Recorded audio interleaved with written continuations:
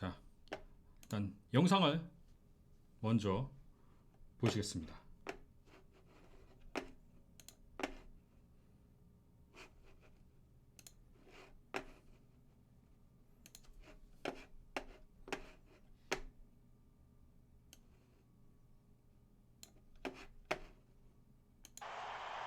A one-point game.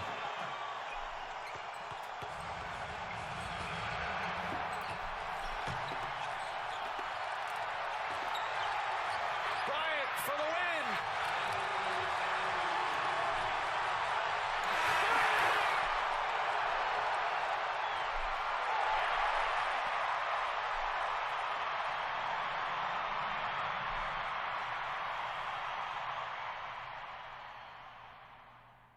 Dear basketball.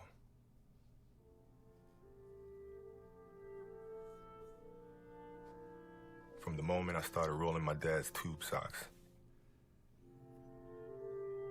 and shooting imaginary game-winning shots in the Great Western Forum, I knew one thing was real. I fell in love with you. A love so deep, I gave you my all. From my mind and body to my spirit and soul. As a 6-year-old boy, deeply in love with you, I never saw the end of the tunnel. I only saw myself running out of one. And so I ran. I ran up and down every court after every loose ball for you. You asked for my hustle. I gave you my heart. Because it came with so much more. I played through the sweat and the hurt.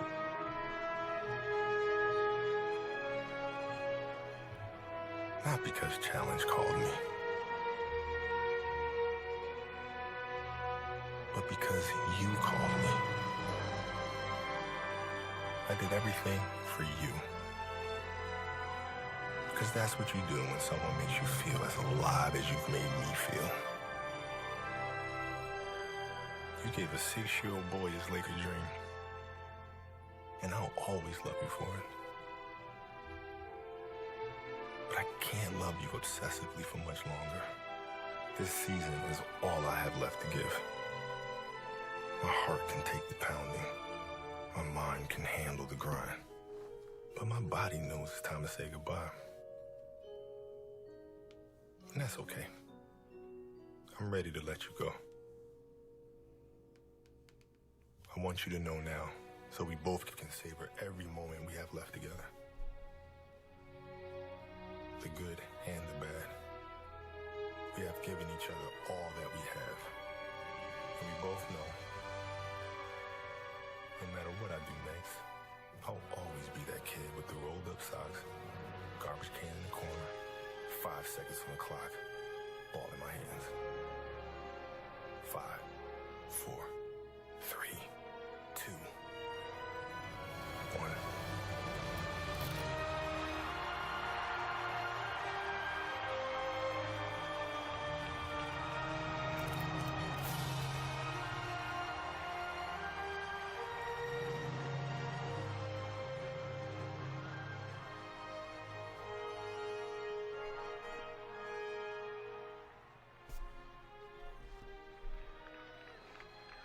Love you always. Kobe.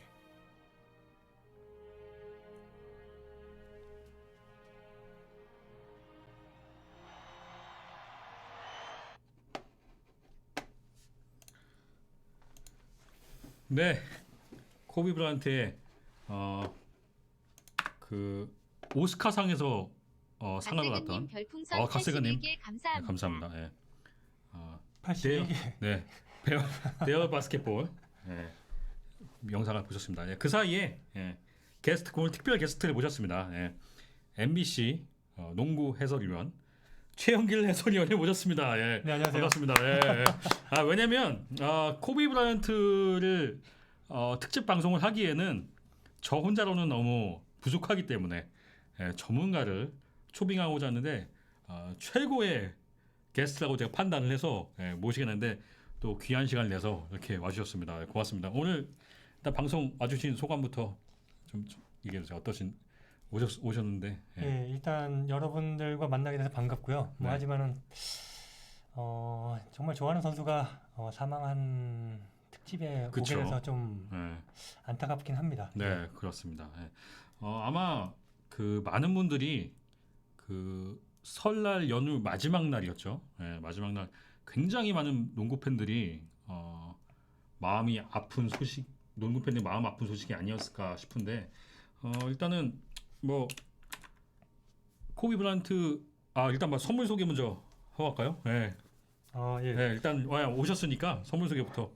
이건 제가 예전에 감수했던 책인데요. 네. 필 필 잭슨 잭슨의 감독의 11 11 인닝스라는 innings. 책입니다. 네.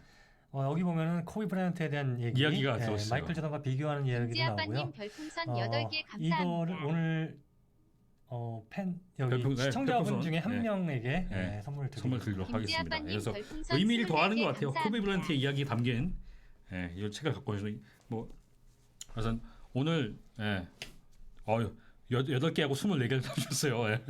고맙습니다. 오늘 다 의미가 있는 숫자로 그렇습니다. 선물하시네요. 거기다 방송도 81회고요. 하여튼 일단 다시 아까 저희가 하던 얘기를 돌아오면 역시 저희에게 너무 많은 추억을 남겨준 농구 스타 코비 브라이언트가 세상을 떠났습니다. 아마 처음에 그 소식을 듣고 좀 어떠셨나요? 그게 아침에? 월요일 아침이었죠? 월요일 제가 아침이었어요. 맞아요. 그때 전날 본가에 갔다가 네. 집에 와서 늦게 와서 자고 있었어요. 네. 근데 그 처남이 이제 처갓댁에 갔다가 네. 먹을 걸 싸들고 네. 왔어요. 그래서 아침에 배를 누르고 해서 깼는데 네. 처남이 그러더라고요. 매형 코비 브라이언트 죽었다는데 네. 알아요? 이러더라고요. 난 그래서 그게 뻥인 줄 알고. 알았죠. 네. 근데 그래서 나중에 처남이 간 다음에 인터넷 찾아봤더니 사실이더라고요. 그래서 네. 뭐 한동안 뭐 아무것도 할 수가 없었습니다. 그렇죠. 예. 그렇죠. 아마 대부분이 그죠. 그렇지 않. 저도 그날 이상하게 꿈자리가 사납더라고요. 근데 제가 꿈자리가 사나울 때는 새벽 대여섯 시에 깨는데 그날은 깨고 싶지 않아서 그냥 더 자고 있었는데 제가 이제 농구장 이제 나가려고 한 9시 반쯤 일어났는데 문자가 엄청나게 와 있는 거예요. 그래서 문자 카카오톡을 봤는데 전부 다 그동안 연락이 끊어졌던 친구들까지도 코비가 죽었다면서 문자가 한참 와 있는 거예요. 그래서 저 이게 뭐야 하고 바로 이제 인터넷을 봤더니 진짜 너무 충격적인 사건이 일어났더라고요. 아마 진짜 많은 여러분들이 코비 브라이언트의 이 사실에 되게 슬퍼하셨을 것 같아요. 실제로 이제 하루 종일 네이버 검색어에도 정말 한국에선 드물게 NBA 선수가 1위에 검색어 1위에 올라 있었고 지금 이미 코비 브라이언트가 세상을 떠난 지 나흘째임에도 불구하고 아직도 코비에 대한 기사가 계속 나오고 있습니다.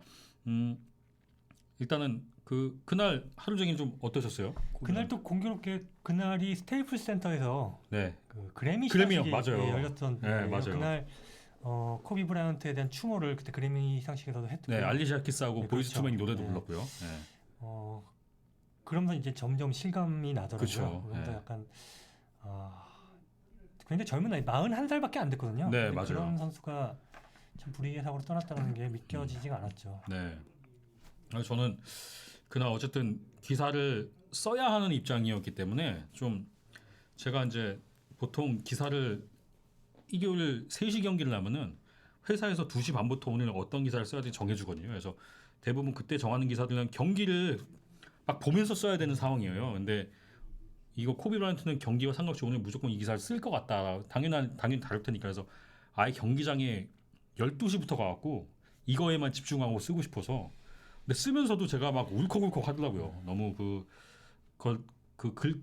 글들 여러 세계의 반응도 보면서 진짜 코비 브라이언트가 세상을 떠났다는 게 정말 하루 종일 너무 실감이 나지 않았던 하루였는데 특히 그날 손대범 편집장도 왔거든요. 얼굴이 말이 아니더라고요. 네, 손대범 편집장도 굉장히 슬퍼하더라고요. 손대범 편집장이나 아마 박세훈 네. 기자 같은 경우에는 LA 레이커스의 팬이기 때문에 그죠. 아마 네. 더 심했을 겁니다. 네, 그래서 손대범 기자 그날 농구장에 오지 않으면 너무 또 종일 집에서 너무 우울해 있을 것 같아서 농구장에 왔다고 하는데 농구장에 와서도 굉장히 어두운 얼굴로 있었어요 마음이. 그래서 그냥 나름 그래도 KBL도 그거를 기리기 위해서 SK와 인상공사의 경기에서 그 처음에 공격권을 잡았던 인상공사가 8초 바이올레이션에 24초 바이올레이션에 걸리고 그다음에 SK가 8초 바이올레이션에 걸리면서 코비를 추모하는 시간을 가졌는데 최준영 선수 아이디어였어요. 최준영 선수가 그 경기장에 도착하면서 구단에 그 NBA 영상을 봤다고 해요. 그렇죠. NBA 예. 구단들이 그런 했죠. 샌안토니오도 했었고 다른 구단들도 다 올랜도도 따라해요. 했었고 예. 다 따라했어요. 그리고 뉴올리언스 펠리컨스도 했었고요. 네. 그러면서 그걸 보고 아마 KBL도 탄 거 그래서 같습니다. 그거 보고 예. 이제 최준영 선수가 SK 구단 직원들한테 바로 경기장 오자마자 이거 우리도 해야 되는 거 아니냐는데 마침 SK도 굉장히 보통 거의 이런 시선도 있잖아요. 왜 그걸 뭐 우리가 그렇게까지 할 필요 있어 이렇게 바라볼 수도 있는데 SK에서 야 코비 정도면 우리도 해야지. 왜냐면 코비는 NBA 스타일을 떠나서 글로벌화 그렇죠. 돼 있고 거의 예. 2000년대 농구를 대표했던 아이콘이었기 때문에 그래서 SK에서도 빨리빨리 그거를 진행을 해서 바로 문경원 감독한테 얘기를 해서 문경원 감독, 김승기 감독한테 이야기를 하고 그러면서 또 SK 구단은 KB의 경기본부 쪽에 연락을 해서 이렇게 해서 우리가 공격을 하지 않을 거다 이렇게 미리 얘기하면서 빨리빨리 이루어졌고 제가 하나 덧붙이자면 굉장히 부추겼어요. 이건 무조건 해야 된다고. 그러면서 전광판에 코비 사진이 꼭 넣자. 제가 이 아이디어까지 넣으면서 어쨌든 그날 마침 또 팬들 거기 경기장을 거의 팬들 굉장히 가득 메웠는데 경기장을 찾아주신 팬들도 코비 브라이언트가 세상을 떠났다는 거에서 굉장히 마음을 아파했고 또 그날 저도 이 옷을 입고 갔었거든요. 저는 사실 이거 라스베가스 갈 때 코비 은퇴 기념티였는데 그날 또 코비 브라이언트 유니폼을 입고 맞아요. 꽤 있었어요. 많았더라고요. 많았어요. 예. 그래서 지금도 보면 NBA 경기 아무 레이커스랑 상관없는 경기도 코비 맞아요. 유니폼을 네. 입고 오는 팬들이 굉장히 많더라고요. 네. 그리고 아까 지금 K 탐스님이 위긴스가 감동적이었다. 그 위긴스가 코비가 자유투 라인에 그렇죠. 공을 놨었죠. 그래서 하루 종일 그리고 이제 그때 SK 직원들하고 한 얘기가 SK에서 이걸 하면 5시 게임을 하는 팀들도 이런 걸 할 것이다라고 했는데 하긴 했어요. 그러니까 경기 중은 안 하고 경기 전에 DB가 24초 동안 묵념을 하고 그리고 이쪽에 인천 게임은 8초 동안 묵념을 하는 시간. 그게 이제 두 팀이 24-8이니까 그렇게 나눠서 하자가 거기서 또 얘기를 했나 보더라고요. 그래서 묵념하는 시간을 가졌었습니다. 그래서 나 하루 종일 농구 팬들한테 너무 슬픈 소식이고 물론 그때 또 KGC 경기 끝나고 인터뷰를 한 게 아마 브라운이었는데 맞아요. 브라운이 그때 브라운이 울먹울먹거리면서 맞아요. 코비 브라이언트가 떠났기 때문에 내가 오늘 엄청나게 활약했기 때문에 그때 40몇 점 넣었던 것 같은데 40점 넣었어요. 그러면서 울먹울먹하면서 인터뷰를 하더라고요. 그날 아니 브라운한테 게임 끝나고 제가 인터뷰를 했는데 전태풍한테 그 얘기를 했대요. 내가 오늘 만바 멘탈리티여서 나 오늘 폭발할 거니까 기대하라고 하면서 얘기를 했다고 하더라고요. 그래서 그날 외국인 선수들도 전부 다 자기 운동화에 코비 이름을 쓰고 했고 이제 국내까지도 많이 술렁였던 일이 아니었나 싶습니다. 그리고 아직까지도 그 여파가 많이 오고 저도 참 매일매일 그 코비 영상을 보게 되는 것 같아요. 원래부터 원래 농구 영상을 많이 보지만 특히 최근 들어서 코비 영상을 굉장히 보고 있습니다. 아마 최근에 그 소셜 미디어나 유튜브 보면은 아무래도 그런 영상을 많이 보시겠죠. 그렇죠. 그래서 저희가 물론 용병닷컴이 KBL을 다루는 방송이지만 특별히 전 세계 농구에 굉장히 큰 영향을 미친 코비 브라이언트를 기념해보는 시간을 갖도록 하겠습니다. 이게 뭐 물론 제가 좀 그 충격받았던 것 중에 하나는 또 그거거든요. 우리나라도 사실 코비를 기념하는데 밑에 니들이 뭔데 코비를 니네까지 뭐 이럴 필요가 있냐라고 하지만 그 사람 진짜 농구에 기념할 만한 사람이 세상을 떴는데 그거를 추모하는 게 NBA여야만 되는지 그런 건 아니잖아요. 우리도 그거 처음에 보니까 그 소셜 미디어에 쓰셨잖아요. 우리도 이거 했으면 어떻겠냐고. 그렇죠. 그러면은 SK 게임 보고 좀 놀라셨겠네요.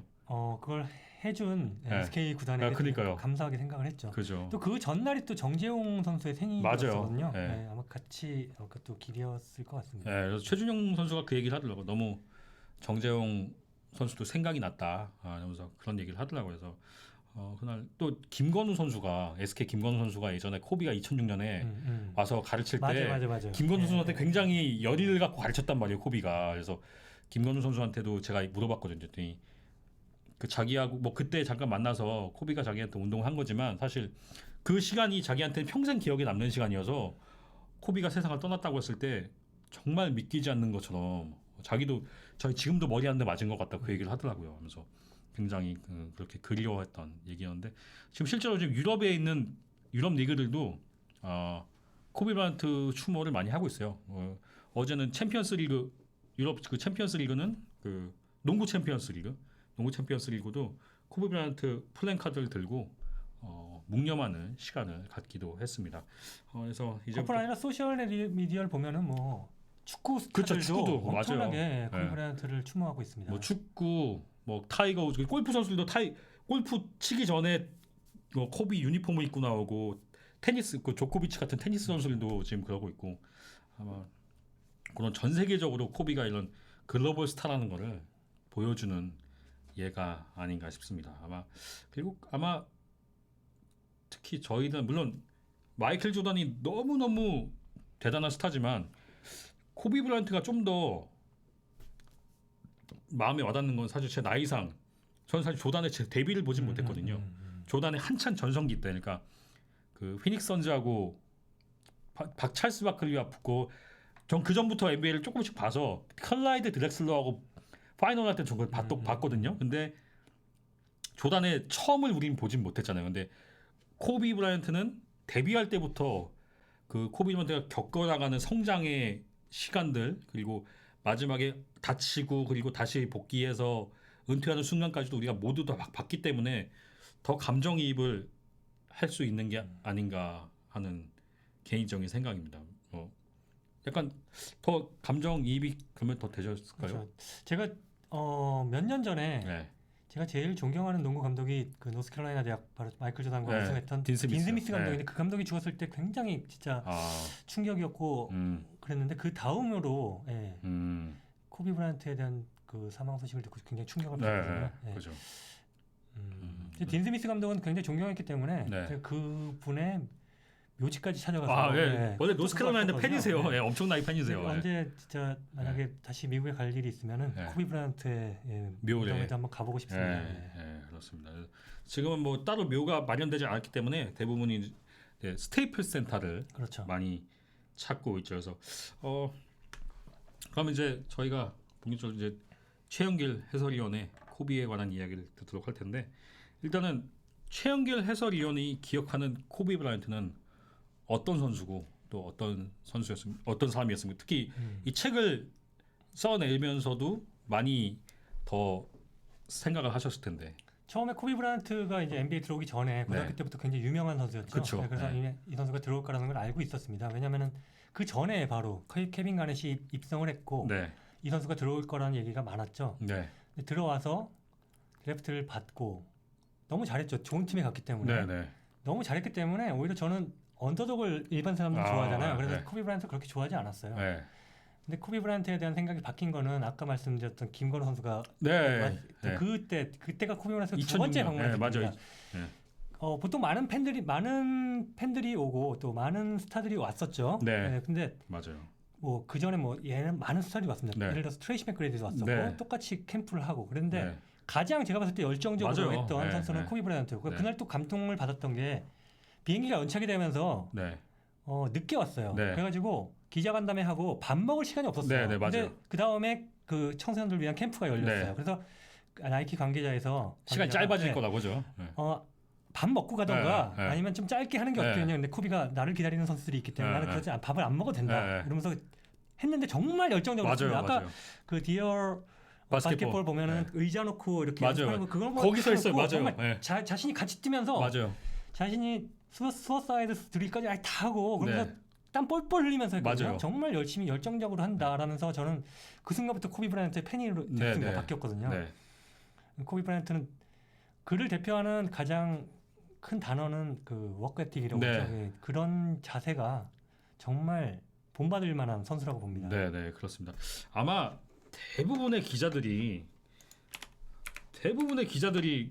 그러지 않았을까요? 저도 사실 코비 브라이언트보다는 빈스 카터나 앰퍼니 하드웨이를 좋아했던 사람이었는데 저도 그때부터 코비에 대한 생각이 완전히 바뀌었어요. 저 2006년에 그 행사를 하면서 보면서 왜냐면 그 전에 우리나라에 왔던 스타들은 대부분 그냥 대충 하고, 예? 맞아요. 예. 그냥 얼굴만 보이고 그냥 한번 손 흔들어주고. 덩크 한 번 하시고 예, 뭐 예. 사실 다리 아프다고 덩크도 덩크도 안 하고 그런 덩크하는 선수들이 경우도 거의 빈스 카터, 없었어요. 예. 근데 빈스 카터는 덩크를 무릎이 안 좋아서 빈스 카터는 나중에 이제 저녁에 와서 행사할 때는 네, 덩크샷 맞아요, 3개 정도 맞아요. 꽂긴 했는데 어쨌든 그나마 빈스 카터가 그나마 열심히 했다고 하는 편이었는데 코비는 와 진짜 코비는 그때도 무릎을 이미 수술을 한 그렇죠, 상태였는데 그렇죠. 예. 그럼에도 불구하고 운동을 다 하고 또 2011년에 왔을 때도 이 꼬맹이 선수들하고한테도 진짜 대충 하는 게 아니고 진짜 자기의 농구를 보여주면서 했던 기억이 나서 보면서 참 존경할 만한 사람이다. 그 행사 끝나고 또 곧바로 명동에 가서 맞아요. 예, 또 행사했었죠. 또 신발 행사. 행사까지 예. 했는데 예. 굉장히 열정적으로 하더라고요. 그때 맞아요. 다니엘 레니가 왔던 것 같은데. 네, 그렇죠. 예, 굉장히 예, 열정 진짜 이 사람은 열정이 넘치는 사람이구나 하는 네. 걸 가까이서 보니까 느낄 수 있었죠. 네, 그리고 코비 브라이언트가 항상 우리나라에 2번 왔을 때도 전부 다 자기 스케줄을 챙기면서 운동할 체육관을 요구를 했다고 하죠. 그런 거 보면서도 야 보통 이렇게 순회를 다니며 힘드니까 운동을 안 하기 마련이고 아니면 대부분 오프 시즌에 오기 때문에 맥그레디가 좀 살이 쪄서 왔단 말이죠. 그렇죠. 예. 근데 코비 브라이언트는 와서도 운동을 하고 있으니 야 보면 너무너무 놀랬던 기억이 나요. 이 선수. NBA 최고의 선수가 되려면은 그런 자세가 없으면 안 됩니다. 그렇죠. 우리가 아는 레리 버드나 매직 존슨도 마찬가지거든요. 네. 매직 존슨이 84년인가? 네. 그때 우승을 한 다음에 그 다음 날 우승 퍼레이드 한 다음에 인터뷰하고 있었어요. 네. 인터뷰하고 있는데 어떤 기자가 그랬어요. 지금 보스턴 셀틱스 그 경연습장에 레리 버드가 나타났다. 그러니까 매직 존슨이 그 인터뷰 스탑했어요? 중단하고 셀틱을 왔거든요. 그런 이 그렇죠. 자세를 가지고 있는 선수가 바로 코비 브라이언트였습니다. 그렇죠. 그럼 우리나라 왔을 때 또 체육관 연습 체육관을 원했던 선수 중에 하나가 르브론 제임스거든요. 네, 네. 그런 자세를 가지고 있기 때문에 그렇죠. 그들이 최고가 되는 겁니다. 아마 그게 맥그레디와 코비의 차이가 아니었나 싶어요. 사실 그냥 운동 선수로서의 재능이나 피지컬로 본다면 맥그레디가 더 좋은 조건이라고 할 수 있겠죠. 근데 그 맥그레디는 전성기가 진짜 반짝하고 끝났지만 코비 브라이언트는 맥그레디와 같은 폭발력을 20년 동안 계속 이어왔단 말이죠. 그런 부분도 과연 이 선수 관리에 대한 그 프로 마인드가 얼마나 중요한지를 보여주는 게 아닌가 싶어요. 그렇죠. 네. 뭐 한때도 동팀액 네, 코비 이러면서 두 선수가 라이벌이었죠. 네. 먼저 득점을 했던 게 팀액이었는데 네. 결국은 더 오래 오래 간 살아남고 건, 우승을 차지한 건 코비 브라이언트였습니다. 네, 두 그래서- 선수가 굉장히 친해요. 얼마 네, 전에 네. 또 인터뷰한 거 보니까 맞아요. 코비가 자신은 오래 살지 않고 네. 빨리 죽어서 유명해지고 싶다 이런 얘기를 했다고 네. 맥그레디가 얘기했다고 하는데 네. 정말 생각하는 게 최고가 되겠다 이런 네. 생각밖에 없었던 선수 같습니다. 그러니까요. 그래서 뭐 코비는 뭐 젊을 때 친구도 잘 안 만났다 그러죠. 친구도 잘 안 만나고 뭐 클럽도 잘 안 가고 그래서 그랬다고. 좀 초반에 문제였죠. 그러니까 레이커스 초반에 네. 샤키로닐과 같은 일때 샤키로닐은 굉장히 외향적이죠. 그렇죠, 그렇죠. 김지아빠님 전용보로 간다던가. 별풍선 81개 아니면은 감사합니다. 뭐 영화를 보러 간다던가 이런 네. 걸 하는데 코비 브라이언트 항상 빠져요. 네, 네. 안 가고 자기는 연습하고 그렇죠. 그런 것 때문에 약간 문제가 됐었는데 샤크가 떠난 다음에 자신이 리더가 될 때는 그런 걸 좀 바꾸기도 했었죠. 네.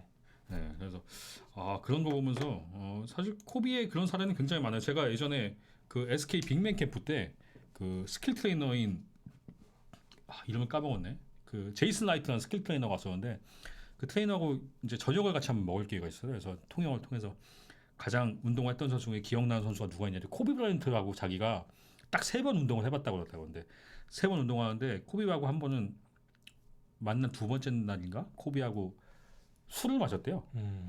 술을 마셨는데 1시까지 술을 마시고 들어갔대요. 자기는 너무 힘들어서 이제 잠이 들었는데 4시에 전화가 왔대요. 그래서 헤이 뭐해 운동해야지 해갖고 what? 하면서 무슨 운동을 하냐 했더니 가세그님 야 별풍선 너 66개 운동하고 나 감사합니다. 도와준 거 아니야? 나와 해갖고 자기가 한 진짜 거의 세수도 거의 안 하고 딱 30분 만에 딱 거의 운동하러 나가는데 이미 코비 브라이언트는 옷이 다 젖은 상태로 너 왜 이렇게 늦었냐? 너 이러면 내가 돈 못 준다. 이러면서 운동을 했다 해서 하면서 그 코비 브라이언트가 하루에 그때 BC인데 추리를 1000개를 메이드를 시키는 운동을 하는데 볼을 잘못 주잖아요.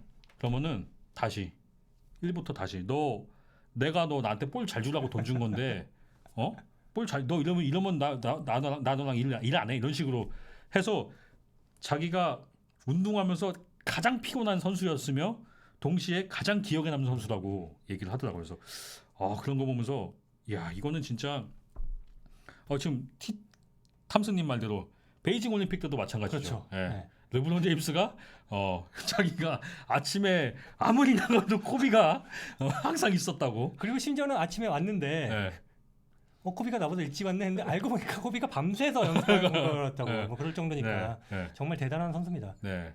그리고 그 얼마 전에 그 제이슨 윌리엄스인가요? 제이슨 윌리엄스가 그렇죠. 그 네. 자기 일화를 얘기해 주는데 스테이플스 센터 경기 날 자기가 미리 가서 운동하려고 갔는데 코비가 운동을 하고 있었는데 이미 코비는 옷이 젖은 상태로 운동을 하고 있었고 자기가 운동이 끝났는데도 누군가 운동을 해서 가버렸더니 코비가 운동을 하고 있더라. 그래서 대체 경기 날 왜 이렇게 운동을 하느냐 했더니 코비 브라이언트가 네가 있어서 내가 운동을 더 했다. 그런 얘기가 그렇죠. 너무 많죠. 너무 많죠. 마이애미와의 경기에서 아마 막판에 위닝샷 놓친 다음 날 그렇죠. 남아가지고 나왔죠, 그렇죠. 남의 경기장에 그렇죠. 남아가지고 막训연습 밤새서 하고 가고 막 이런 그렇죠. 식이었거든요. 네, 근데 그런 습관이 고등학교 때부터도 네. 가장 고등학교에서 가장 먼저 일찍 오고 네, 가장 늦게 떠나는 선수였고 네. 가장 그 보면 지하에 그 웨이트룸이 있는데 네. 거기서 가장 땀을 많이 흘리는 선수가 코비였다고 그래요. 그래서 코치가 가리키기 제일 편한 게 뭐냐면 리더가 그렇게 열심히 하니까 나머지 네. 선수들이 다 따라하지 않을 그렇죠. 수가 없거든요. 그렇죠. 그래서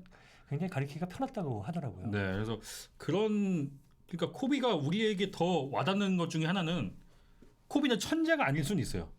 물론 운동 능력이 너무 좋고 좋은 신체 조건을 갖고 있지만 르브론 제임스나 뭐 카멜로 앤서니나 뭐 아까 말했던 트레이시 맥그레디나 이런 선수들에 비해서는 천재가 아닐 수 있지만 우리가 코비에게 더 열광했던 건 이런 연습 과정이 이런 인간적인 모습들이 너무 물론 그 훈련하는 것 자체 방법 자체는 너무 인간적이지 않지만 어쨌든 노력해서 최고의 자리에 오른다는 거는 그런 부분은 좀 인간미가 그렇죠. 있기 때문에 1000개의 슛이 성공할 때까지 연습을 했다는 건 뭐 1000개 던지기 쉽지 않거든요. 네, 네. 대단한 거죠. 네. 네, 그래서 제가 그 코비 브라이언트 2011년에 왔을 때 제가 질문을 하나 했었어요. 대체 언제 쉬냐?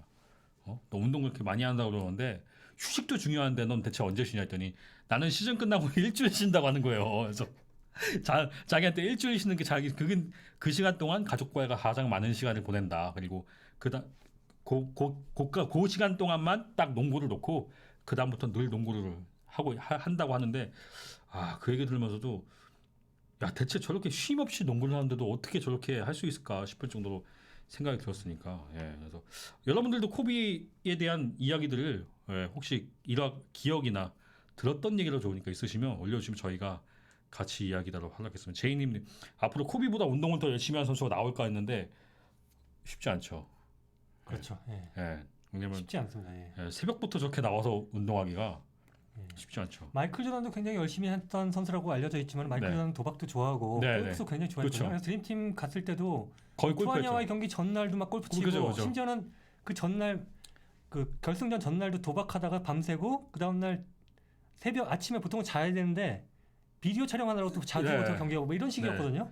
네. 근데 코비는 그런 것 자체도 안 했으니까 그쵸. 네. 더 대단한 거죠. 그리고 또 마이클 조던은 사실 여자 관계도 굉장히 복잡하잖아요. 근데 물론 코비 브라이언트도 중간에 한번 있긴 했지만 사실 스타 플레이어 치고는 그런 부분이 굉장히 없었던 선수 중에 하나이기도 하고 사실 NBA 선수들 같은 경우에는 그런 유혹들이 상당히 많잖아요. 그렇죠. 그냥 그 NBA 선수들이 원정 가는 호텔 앞에 뭐 이미 굉장히 줄을 지고 있을 정도로 하니까 그래서 그런 부분에서도 코비는 뭐랄까 굉장히 농구에 대한 사랑이 물론 아까 그 코비보다 운동을 더 열심히 한 선수가 있을까라고 했지만 저는 더 정확한 표현이 코비보다 농구를 더 사랑하는 사람이 있을까라는 생각을 합니다. KL2님께서 맷반스가 눈앞에 공을 들이댔는데 눈 깜짝 안 한 거 기억납니다. 네. 저는 진짜 그거 이해가 안 가들. 아니 바로 앞에서 공을 던지려고 그러는데 아무렇지도 않게. 네. 진짜 대단하다. 근데 오히려 그 행동 때문에 맷반스가 오히려 코비에게 찍혀서 그렇죠. 코비가 나중에 데리고 와서 그쵸. 같이 뛰기도 했었죠. 맞아요. 코비의 눈에 든 선수가 된 거죠. 네. 저 제이님이 와 그런 거 해도 농구를 잘한 조던 했는데 약간 허재 감독하고 비슷해요.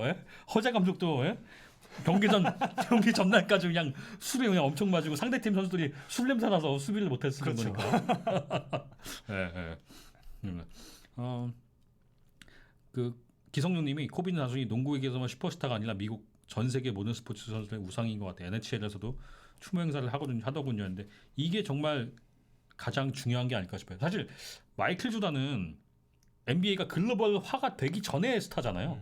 그러니까 그 조단이라는 사람이 신성시되면서 그 사람에 대한 존경심을 그냥 갖는 거지. 근데 코비 브라이언트는 NBA의 글로벌화가 되고 그리고 실제로 코비 브라이언트는 해외를 굉장히 많이 나갔고 비시즌 때는 거의 뭐 순회를 했으니까. 그래서 또 그 각 분야의 사람들과 친분을 쌓으면서 약간 글로벌 사실 이런 전 세계적인 프렌들리를 볼 때는 마이클 조단보다는 코비가 훨씬 더 폭이 넓은 사람이 아닐까 그렇죠. 싶어요. 예. 예. 두 선수 모두 약간 그 폐쇄적인 성격이긴 네, 했는데 네. 예, 코비 브라이언트가 좀 더 많은 행사를 다녔고 그렇죠.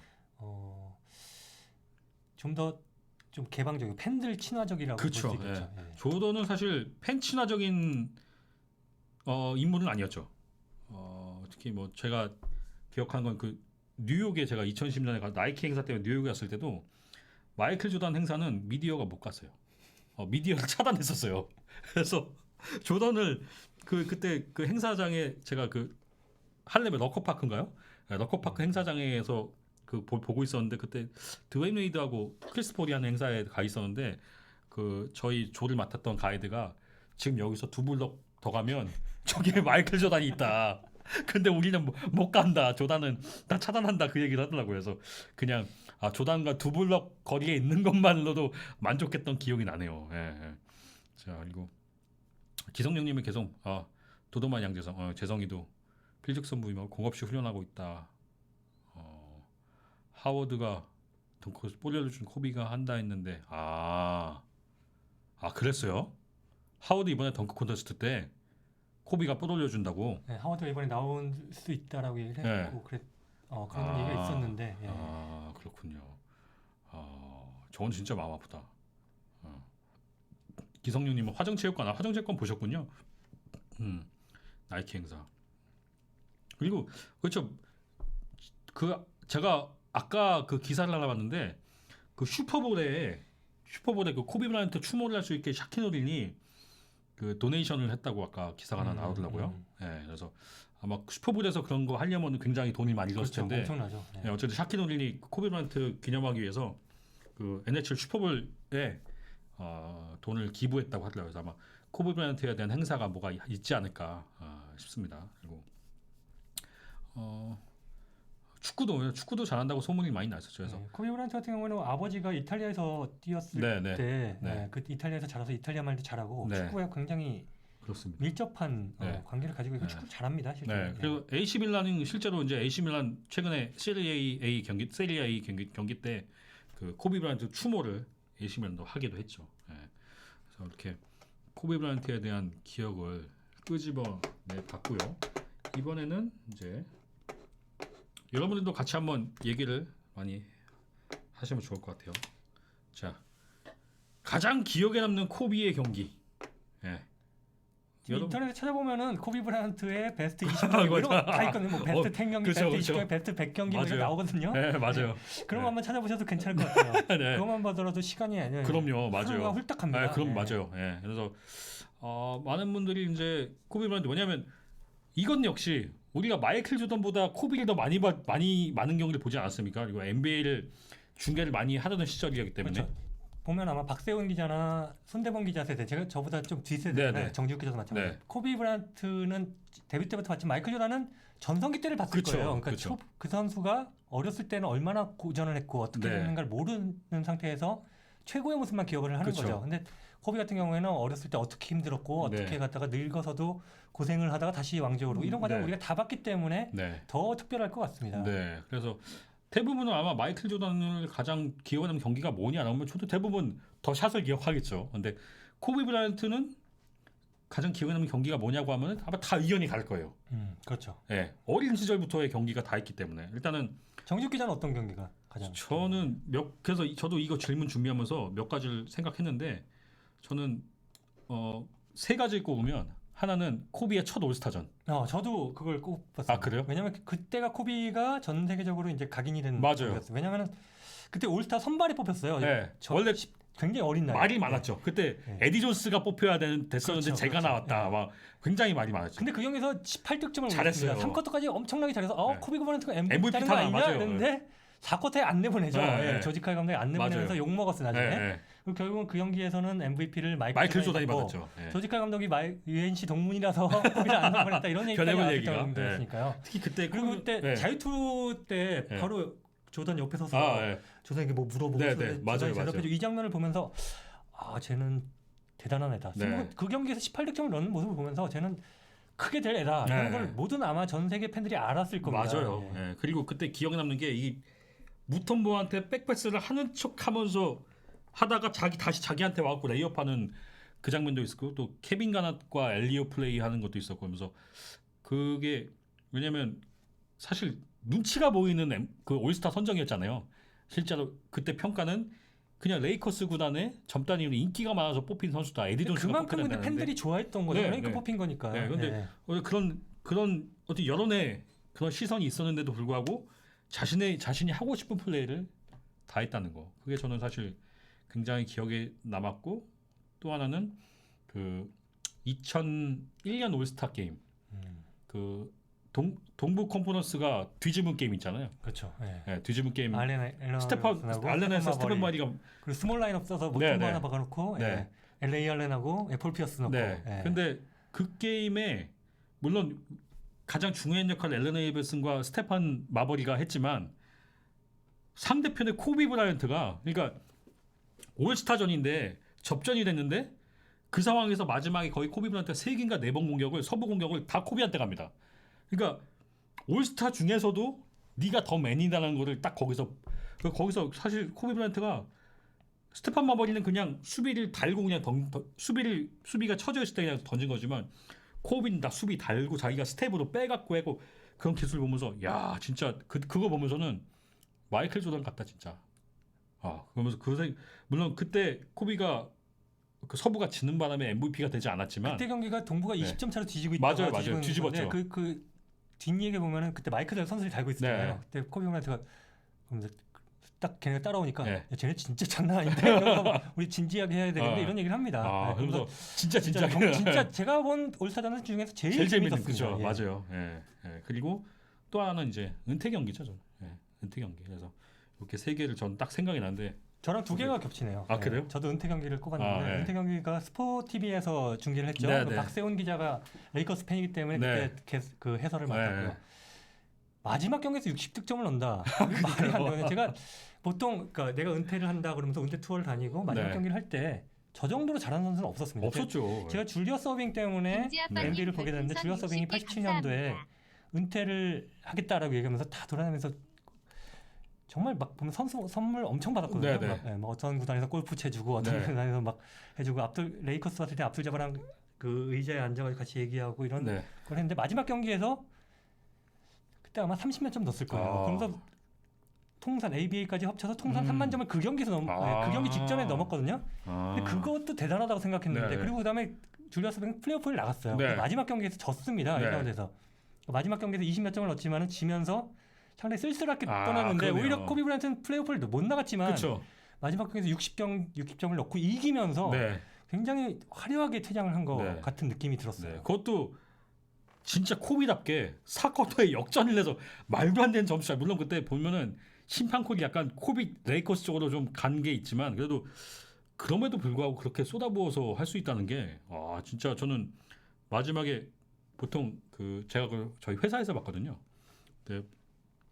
회사 저희 물론 기자들도 있지만 편집부도 있고 뭐 연예부도 있고 다른 분들도 많습니다. 근데 농구 틀어놔도 관심이 없어요. 저 혼자 봅니다. 근데 그날은 4쿼터에 코비가 몰아넣기 시작하는데 전부 다 와서 봤어요. 전 직원들이 다 그걸 보면서 이야 한국 코비야 넣을 때마다 이야 하면서 그 코비의 마지막을 같이 보면서 했던 기억이 굉장히 강하게 남아요. 저는 그러니까 은퇴 경기가. 그만큼 흡입력이 있는 그렇죠. 스타라는 거죠. 네, 그래서 은퇴 경기에서 그렇게 앞으로 이렇게 드라마틱한 은퇴 경기가 다시 나올 거예요. 왜냐면 아까 형님 말대로 플레이오프를 못 나갔기 때문에 마지막 경기가 정해져 있잖아요. 그러니까 플레이오프에서는 사실 내가 언제가 마지막이 될지 모르지만 정규리그 플레이오프를 못 나가는 상황인데 마지막이 정해져 있었기 때문에 더 우리도 마지막인 걸 알고 그렇죠. 그러니까 네. 예, 더 그런 게 더 와닿지 않았나 싶어요. 사실 마이클 조던 같은 경우에는 은퇴도 여러 번 했지만 네, 그 워싱턴 때 은퇴는 약간 좀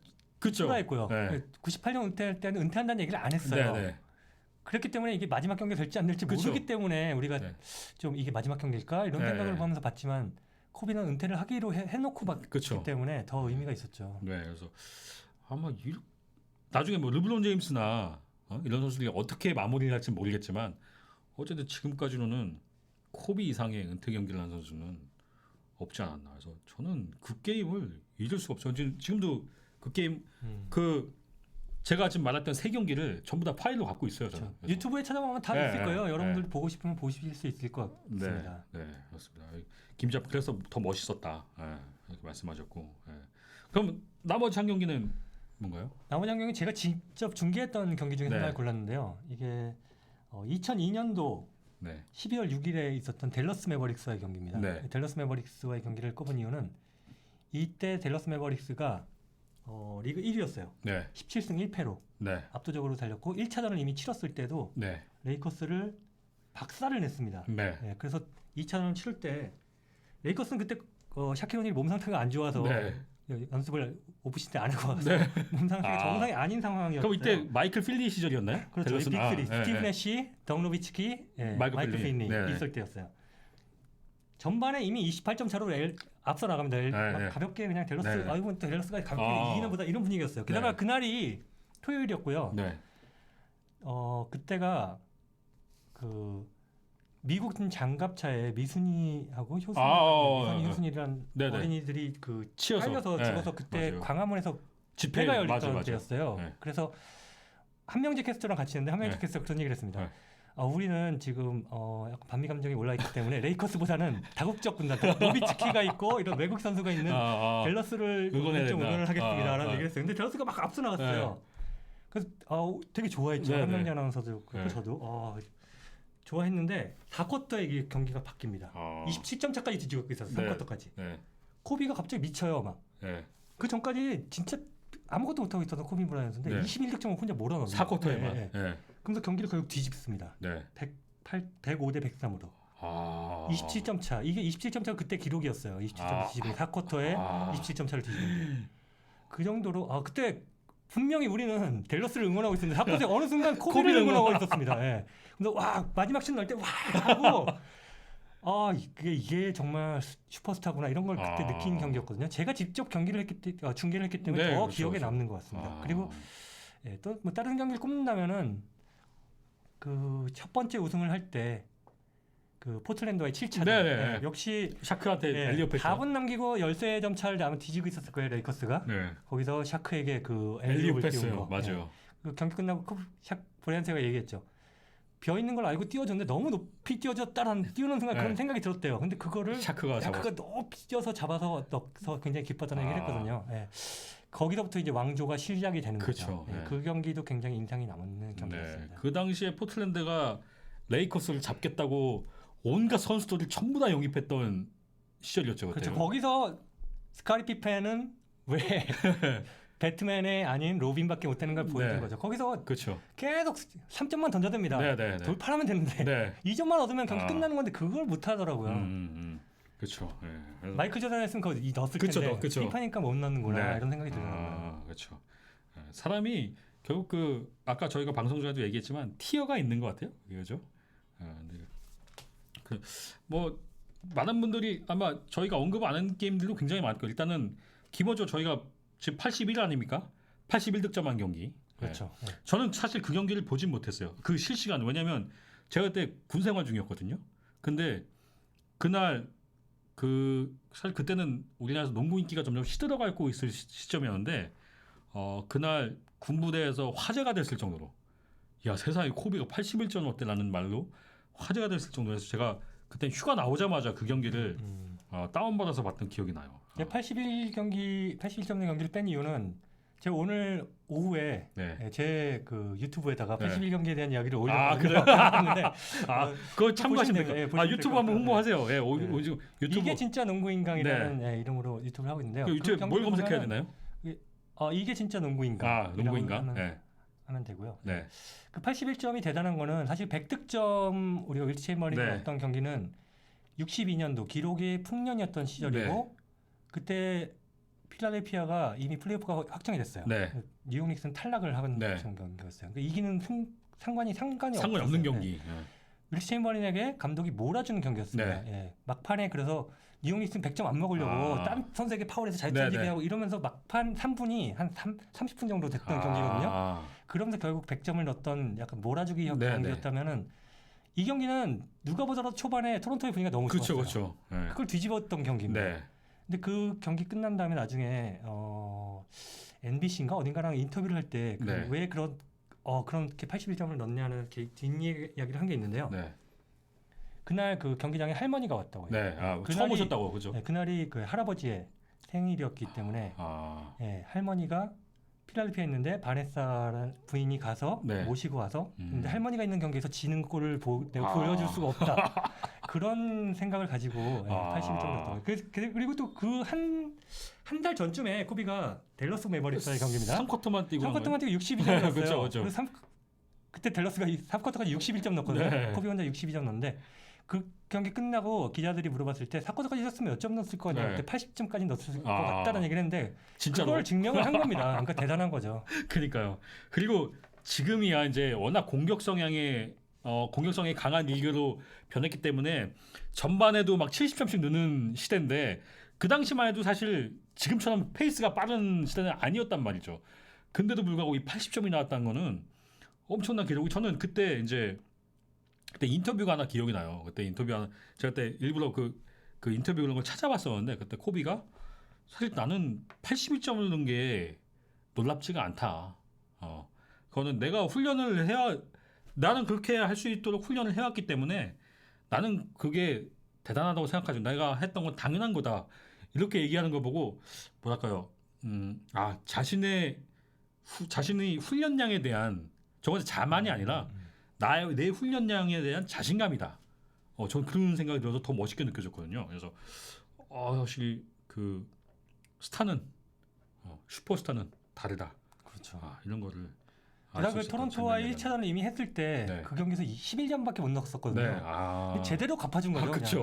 그냥. 그래서 뭐 그때 81점 나왔을 때 그때도 물론 지금 코비 브라이언트가 세상을 떠난 것처럼 이렇게 이 정도 파급 아니었죠. 그 당시에도 사실 파급이 엄청 났었죠. 아마 또 그때는 이 스마트폰 시대가 아니었단 말이죠. 근데 지금 같은 스마트폰 시대였다면은 아마 저 81점 그렇죠. 게임도 난리 났죠. 소셜 미디어에 계속 얘기가 됐을 만한 내용이 아니었나 싶어요. 그래서 81점 게임도 가장 많은 분들이 본 게임이 아니었을까 싶어요. 81점 게임과 코비의 은퇴 경기, 그죠? 이 두 경기는 팬들이 가장 많이 본 경기가 아닐까 싶고 또 뭐 몇 가지 생각했는 그 피닉스하고 플레이오프 할 때, 피닉스 선수 그 아마데 스타드마이어와 스티브 내시가 있던 그렇죠. 그 피닉스를 접전을 그것도 결국 코비 브라이언트 손에서 왜 내시와 코비가 같은 급이 아닌가를 내시도 그 당시에 너무너무 훌륭한 선수였지만 코비는 그거를 넘어선 선수라는 거를 보여줬던 경기가 아니었나. 그 경기도 상당히 기억에 남고 또 물론 레이커스가 패하긴 했지만 그 디트로이트 피스톤즈와의 챔프전에서 1승을 얻었을 때 딱 1승 그게 버저비터로 넣은 게임이잖아요. 그래서 그 게임도 저는 사실 좀 기억에 남았고 그런 기억죠. 그렇죠. 그 당시 숀 메리언도 있었고 사실 그때 피닉스가 member가 상당히 괜찮았죠 그때. 그렇죠. 결국은 근데 피닉스가 그때 이겼죠. 졌어요. 졌나? 떨어졌어요 그때. 피닉스 거기 떨어졌죠 그때. 근데 진짜 피닉스가 그때는 막강한 팀이었는데 그때 레이커스한테 떨어졌죠 그때. 4승 2패였나? 4승 3패였나? 거의 굉장히 접전으로 가서 연장 가서 막 지고 막 그랬던 기억이 나요. 사실 그때가 어떻게 보면 코비가 하락세 샤키가 떠난 다음에 암흑기 중에 하나였는데 정말 그렇죠. 진짜 그 암흑기를 겪으면서 제가 봤을 때는 저는 마이클 조던의 데뷔 때를 봤거든요. 그 데뷔 때 마이클 조던 같은 경우에는 암흑기를 거치고 올라온 선수였는데 반대로 코비는 샤크 때문에 그렇죠. 전성기 그 최고 정점에서 시작해서 내려왔다가 다시 올라간 선수였거든요. 다시 올라가는 게 사실은 어렵거든요. 그렇죠. 그런 면에서 코비를 굉장히 높이 평가합니다. 아마 그거는 본인도 그랬을 것 같아요. 그래서 본인도 그 은퇴할 때 그 인터뷰를 보면은 그 가장 기억에 5번의 우승 중에 가장 기억에 남는 우승이 그 첫 우승 아니 그 세 번 우승하고 다시 이제 내려갔다가 올라온 그 첫 우승을 꼽으니까요. 예, 그때 우승이 더 좋았다고 얘기를 하니까 아마 본인도 그거에 대한 스트레스를 굉장히 많이 받지 않았을까 싶어요. 아마 사실 코비 브라이언트 내려오는 시점에 막 여자 문제도 그때 일어났었고 그렇죠. 예, 그 2004년도에 디트로이트 피스톤스에게 패했을 때 네. 그런 그쵸. 걱정 다툼도 있었고 네, 네. 또뭐 칼말론이 왔지만은 정상이 아니었고 그쵸. 그냥 부상을 당한 상태였고 네. 워낙 디트로이트가 그때 작전을 잘 짜왔어요. 감독 네. 싸움에서 그 경기는 진 그쵸, 겁니다. 그쵸. 코비 브라이언트나 뭐 샤킬 오닐이 진 게 아니라 필 잭슨과 레리 브라운과의 대결에서 네. 레리 브라운이 이긴 거죠. 네, 그렇죠. 네. 그때 뭐 샤크에게 점수를 주더라도 네. 다른 애는 다 맞겠다. 다 맞게 네, 그렇죠. 벤 워러스 혼자 버텨라. 네, 네. 그래서 40점을 넣어도 상관없어요. 네. 코비는 그때 프린스에게 꽁꽁 그쵸, 묶여가지고 프린스, 테이션 제대로 프린스. 못하다가 한 네. 경기 탁 진짜 네. 불꽃같이 터졌었죠. 네, 네. 그래서 그런 양재성 재성이가 얘기하는 발보사 리차드슨, 헌터 잭슨, 보아웃노 오랜만에 힘든데 이런 멤버들도 했었고. 자, 여러분들은 어떤 경기가 좀 기억에 남으시는지 글을 남겨주시면 같이 얘기를 해보도록 하죠. 코비 브라이언트 상당히 우리에게 엄청 많은 기억을 남긴. 그리고 또 한 경기를 꼽자면 2008년도 베이징 올림픽 그 결승전에서 네. 그렇죠. 스페인과 굉장히 접전이었습니다. 근데 막판에 그렇죠. 승부를 역시 가를 때 딱 코비가 해주는 거는 그렇죠. 코비더라고요. 뭐 이거 있잖아요, 이거 그죠? 역시 그 많은 슈퍼스타들 뭐 드웨인 웨이드니 뭐 르브론 그러니까요. 제임스니 카멜론 앤서니가 있어도 승부를 결정짓는 건 역시 그쵸. 코비 브라이언트였다는 거. 그 올스타전하고 비슷한 거죠.